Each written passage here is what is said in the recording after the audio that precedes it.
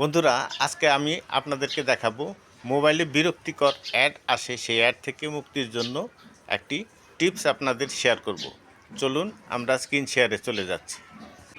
প্রথমে সেটিং, তারপরে এখান থেকে আসবেন মোর কানেক্টিভিটি অপশন, এখানে ক্লিক করবেন। এখানে ক্লিক করার পর তারপর প্রাইভেট ডিএনএস এখানে ক্লিক করবেন। করার পর তারপরে প্রাইভেট ডিএনএসের পর কাস্টম নেম, এখানে কাস্টম নেমটা এখানে dns.adguard.com এই লেখাটি লিখে সেভ করে দেবেন।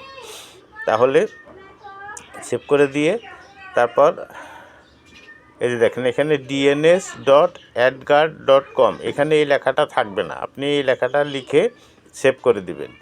তাহলে আপনার মোবাইলে আর অপ্রয়োজনীয় অ্যাড শো করবে না। তো এই ছিল, এখান থেকে ব্যাক আসবেন।